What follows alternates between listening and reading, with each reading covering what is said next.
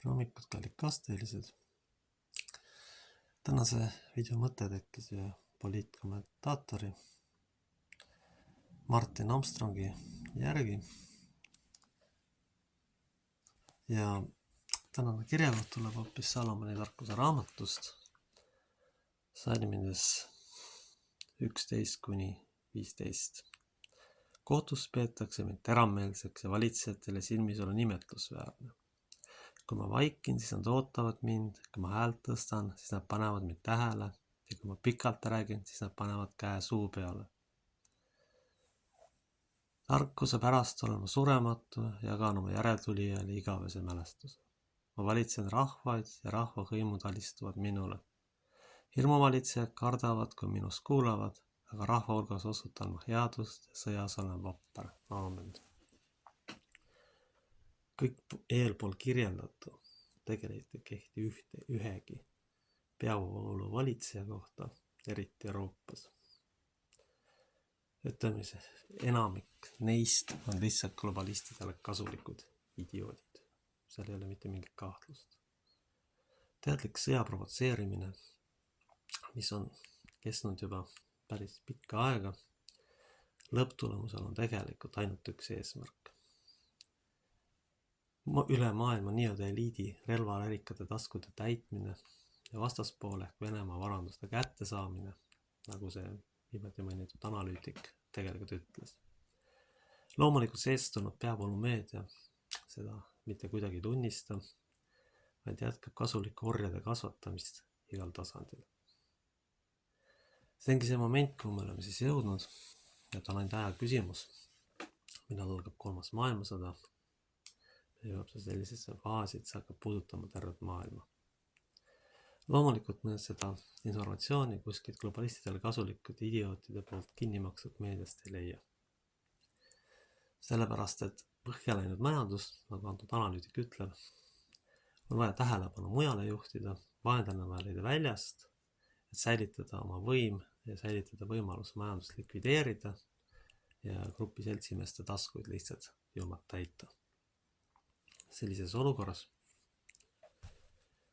oleme siis jõudnud sinnamaani, kus siis terve Euroopa valmistatakse sõjaks ja hoitakse siis tähelepanu mujal, kuigi tegelikult oma majandus on põhjas, võõred on kõik kohad täis tassitud, valge rass on väljasuremise ääre peal, aga inimene on ainuke liik, kes isegi siis, kui ta on juba viidud nii-öelda tapalavale, ei suuda aru saada, kus ta on, nagu ajalugu ikka jälle näitab.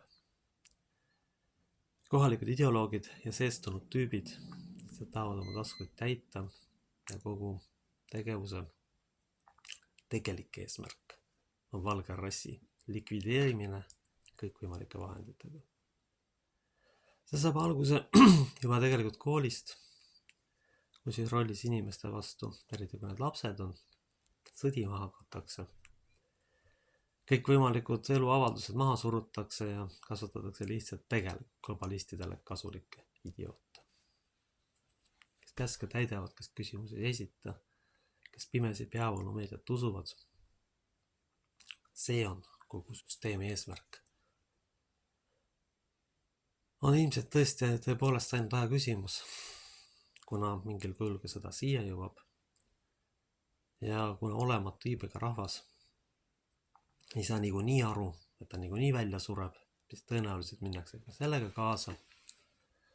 Ja selles kogu protsessis saab siis selle rahva viimane lõppvaatus, see läheb lihtsalt ajaloo prügikasti. Vaadates, kuidas inimesed ei suuda ja julge vastu hakata globalistlikule süsteemile, vaid ainult maksutõusu ja oma positsiooni kaotuse hirmus globalisti orjavad, siis ei ole kahtlust, et see kahjuks ka nii läheb. Sellepärast on selge, et kui teil vähegi võimalik on, soovitan meil lisaks ka vältida e-valimisi, kui siis globalistid tegelikult tegelevad siin kohalikul tasandil lihtsalt võltsimisega ja omale häälte võitmisega. Ja ikkagi minna kohale ja teha oma otsust koha peal, mitte minna kaasa mugavustsooni manipulatsiooniga, mis on kantud globalismi üks plaane, kuidas siis mugavust ära kasutades lihtsalt inimeste käest oma hääled kätte saada. Antud juhul kuritegelik klikk jätkab kindlasti sõja provotseerimist ja see on täpselt sellele tsitaadile vastand, et lõpuks päris ajaloos mäletatakse neid kui terroristi ja oma rahva reetureid tegelikult. Et see, et mõnes riigis, näiteks Poolast oli konservatiivvõimule, siis kohalik käkkmeedia arvas, et see on Euroopale paha, ma ütleks, et pigem, et see on Euroopale hea. Ja viimase aja üks parimaid uudiseid, sellepärast, et need liberaalid, kes justkui on liberaalid, on lihtsalt terroristid ja liberaalid, sõjaõhutajad ja globalistidele kasulikud idioodid. Sellisel juhul on meie ülesanne igal juhul hoida eemale peavoolumeediast ja peavooluühiskonnast, sellepärast, et need ei saa niikuinii mitte midagi aru, mis toimub. Nendel on kasulik, et ei räägitaks tõtt, et süsteemid jääksid nii, nagu nad on, et inimesed jääksid mugavustsooni, esitaks küsimusi, valiksid ikkagi neid, kes on kasulikud peavoolule ja oleksid truualamlikud teenrid ja ei julgeks üldse oma peaga mõelda. Sellised hetked, nagu ajaloos praegu on alati lõpuks viinud sõjani, kui pole pidurit tõmmatud. Et ma isegi kardan, et tulevikus juhtub niimoodi, et ka antud juhul näiteks USA hakkab ennast Euroopast distantseeruma, sest keegi ei taha ennast idiootidega viia nahka turule, ennast lasta sõelapõhjaks. Et muidugi peavoolumeedia sellise jutu eest tõmbaks mind oksa sõna otseses mõttes, sellepärast, et see on igati globalismi vastane jutt. Euroopa läheb paratamatult sõtta, kuidas seda poliitilist kurssi jätkub. Igal süsteemil on kannatusel on oma piir ja on ainult aja küsimus, kui ta oma need tagajärjed kätte saab. Selles ei ole mitte mingit kahtlust. Et meil tuleb meelt parandada ja me saame ainult Jumalat paluda ja tuleb ära unustada igasugune rahuaja jutt, sest seda lähiajal ei pruugi enam üldse olla.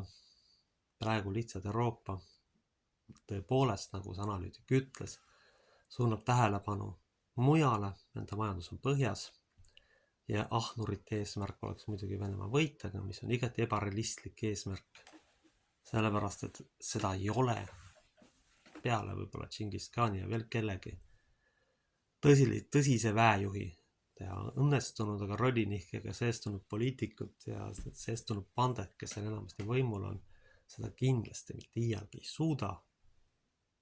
Selles ei ole mingit kahtlust, et kui praegune poliitiline kurss jätkub, siis Euroopa lihtsalt hävib sellisel kujul, nagu ta on. See on kaks võimalust, kas tuleb sõda või tuleb kodusõda või kolmanda võimalusena lihtsalt eurooplased jäävad vähemuseks silmnähtavalt oma kodumaal. Ka siinne kohalik rahvas jääb lõpuks vähemuseks, kui see poliitika jätkub.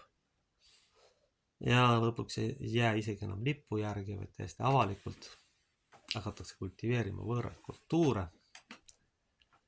Ja siin muutub mingisuguseks säästu islamiks halvimal juhul lõpuks. Selle tõttu ongi vajalik, et tulevikus inimesed e-valimiste teemaga enam kaasa ei läheks, sest seda kasutavad globalistid lihtsalt oma võimu püsimiseks tegelikult.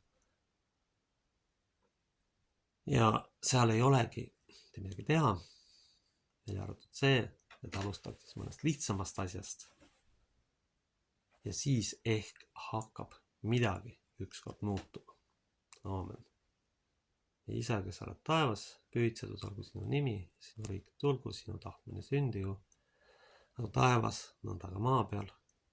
Meie igapäevast leiba anna meile tänapäev ja anna meile andeks meie võlad, nagu meiegi andeks oma võlglastele. Ära saada meid kiusatusse, vaid päästa meid ära kurjast, sest sinu pärad on riik, vägi ja au igavesti. Aamen.